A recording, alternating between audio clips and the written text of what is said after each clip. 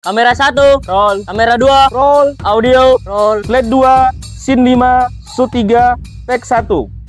and action. Ya baik teman-teman, kali ini kita akan membahas tentang penggunaan clapperboard dalam proses pembuatan film teman-teman.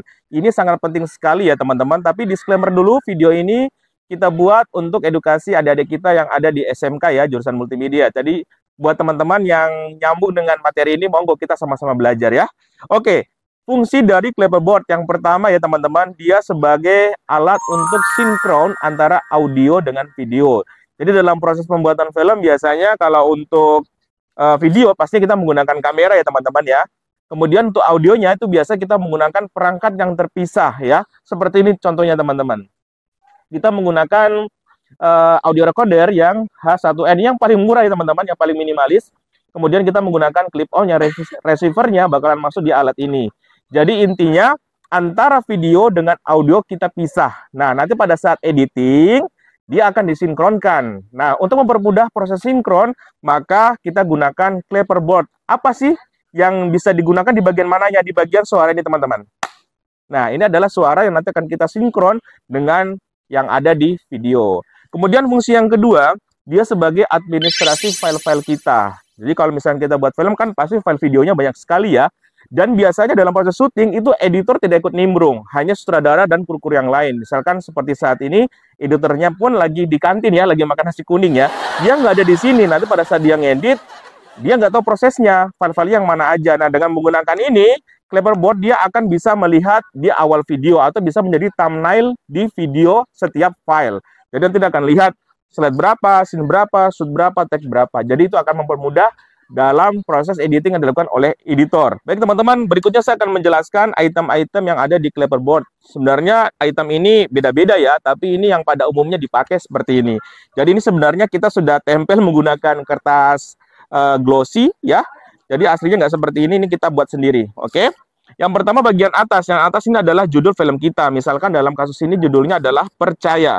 Kemudian di sini ada kolom slide. Slide ini adalah urutan film, ya. Urutan film kita dari mulai awal sampai akhir pembuatan. Misalkan dalam proyek film kita ini kita buatnya selama 1 minggu bisa menghasilkan 4.000 file. Berarti di sini juga ada 4.000. Jadi dia urutannya pasti akan naik terus, tidak mungkin turun. Dia akan naik terus. Maka di sini kita tulis angka 1, ya. Kemudian di sini ada bagian scene. Scene ini adalah menjelaskan adegan dalam satu waktu yang sama dan di tempat yang sama. Terhitung itu disebut dengan scene. Nah, misalkan dalam naskah kita dia masuk di scene 1. Ya. Kemudian di sini ada shot. Shot itu apa? Shot itu adalah adegan yang ada di dalam scene. Jadi satu scene bisa jadi banyak shot ya. Misalkan dalam adegan di dalam lab, misalkan ada yang ngambil laptop, nanti ada lagi adegan mengambil kamera dan lain sebagainya. Jadi intinya satu scene bisa banyak shot. Nah, misalkan dalam kasus ini kita di shot ke 1 yang pertama dulu nih. Kemudian take. Take itu apa? Take itu adalah rekaman setiap video dalam shot. Jadi bisa saja satu shot bisa 10 take. Artinya mungkin ada 10 pengulangan karena ada adegan yang salah. Misalkan kurang ekspresi, ada pengucapan yang salah. Jadi satu shot bisa diulang-ulang. Nah, jadi jumlah take ini nanti akan bertambah dengan situasi di lapangan ya. Tergantung sutradara menilainya. Jadi misalkan di sini 1. Oke teman-teman. Kemudian date. Date ini adalah tanggal waktu syuting kita. Misalkan sekarang tanggal berapa? 29 ya. Kemudian bulan 8 2023 ya. Kemudian di sini ada card. Card ini adalah label dari memori yang kita gunakan. Nah, teman-teman perlu ya dalam memori teman-teman itu diberi label. Kalau misalkan memori teman-teman banyak ya untuk menandai identitas dari memori kita. Itu sangat penting apalagi kita kalau di sekolah gini kan memorinya sangat banyak ya, kalau dipakai anak praktek kita biasa labelin. Nah, misalkan dalam kasus ini kamera ini menggunakan memori A. Ya, kita beri label A. Kemudian di sini direkturnya Dimas ya, anak kita. Kemudian direktur of fotografinya di sini adalah Ahmad. Kalau ini nanti teman-teman saya nggak usah jelasin lagi ya. Kemudian produk CO ini adalah nama instansi atau rumah produksi kita. Di sini adalah SMK Negeri 3 Merauke. Nah, seperti itu. Misalkan pada saat kita syuting teman-teman ya, slide 1, scene 1, shot 1, take 1. Kemudian cut, action. Ternyata setelah action, kemudian cut, ada adegan yang salah. Artinya dalam shoot 1 ini kurang ekspresi pemainnya. Maka kita syuting ulang. Nah, pada saat kita syuting ulang, maka apa yang perlu diganti? Yang perlu diganti adalah slide-nya dulu, teman-teman. Slide-nya ini kita ganti dengan angka 2, karena kita mengulang kan. Kemudian scene-nya tetap 1, ya, karena itu dia di scene 1. Shot-nya tetap 1. Take-nya berapa? Kita ganti 2 ya. Baru kita action lagi, kita syuting, ternyata bagus. Kemudian kita masuk lagi ke syuting berikutnya. Misalkan di scene 5, karena kita mau buat scene 2 nggak mungkin ya, karena situasinya nggak pas, kita langsung lompat ke scene ke-5 berdasarkan shoot list atau naskah kita. Kemudian kita mau mulai yang dari shoot yang keberapa, ini juga bebas teman-teman, tidak harus shoot 1. Misalkan dengan situasi yang ada, kita bisa mulai dari shoot ke-3. Ya. Kemudian tag-nya gimana? Tag-nya wajib diganti teman-teman. Jadi tag-nya ini, dia akan reload berdasarkan shoot yang baru. Jadi kalau misalkan dari shoot 4, ini kembali ke tag 1 lagi. Kita syuting lagi, dan seterusnya. Jadi yang tidak boleh diulang adalah bagian slide-nya. Ini akan bertambah terus. Misalkan hari ini cuma 2 kali syuting ya, atau 2 slide.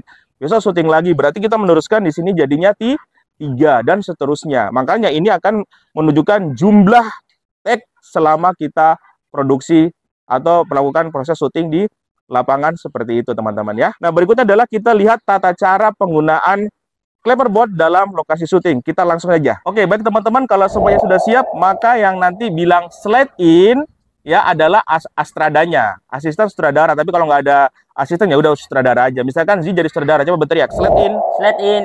Maka saya masuk ke dalam area kameranya. Seperti ini teman-teman. Ya, saya mulai buka. Kemudian astradaranya nanti akan memberikan kode kepada kameramen. Kamera 1, roll. Kamera 2, Roll. audio, roll. Ya, baik teman-teman, ketika semua sudah membilang kata roll, maka kita tinggal bacain aja. Slide 2, scene 5, shoot 3, take 1. And action. Pak, mau nanya Pak, kalau kameranya 2, solusinya gimana itu? Oke, kalau kita menggunakan multi kamera, maka solusinya kita juga harus menggunakan 2 Cleverboard. Kenapa? Karena ini sangat penting. Jangan sampai nanti yang satu itu dia pakai Cleverboard, yang satunya tidak. Nanti sama aja, manajemen file, sinkronisasi nggak bisa dilakukan. Jadi kita harus menggunakan 2. Nah, caranya seperti apa? Ya, jadi ketika nanti Astra bilang slide in, maka Cleverboard yang kedua masuk aja di kamera yang kedua seperti ini. Nggak usah dibenggangkan begini dan nggak usah ditoki ya teman-teman. Giniin aja. Nanti ketika Cleverboard yang pertama toki seperti ini di belakang sana, kita langsung sama-sama pergi atau beranjak. Ya, jadi intinya kamera 2 juga bisa merecord proses yang ada di sini. Sedangkan suara ini cukup diwakili oleh 1 Cleverboard yang tadi, karena suaranya bakal masuk juga di kamera. Seperti itu solusinya ya nak. Oh iya teman-teman, jadi yang dibaca semua ini hanya berlaku di shoot awal ya, atau di syuting yang pertama aja. Ketika teman-teman shoot yang berikutnya, yang kedua dan seterusnya, tidak perlu dibaca semua. Teman-teman cukup baca 2 aja, yaitu slide 3, take 5. Seperti ini. Slide 3, take 5. Cut.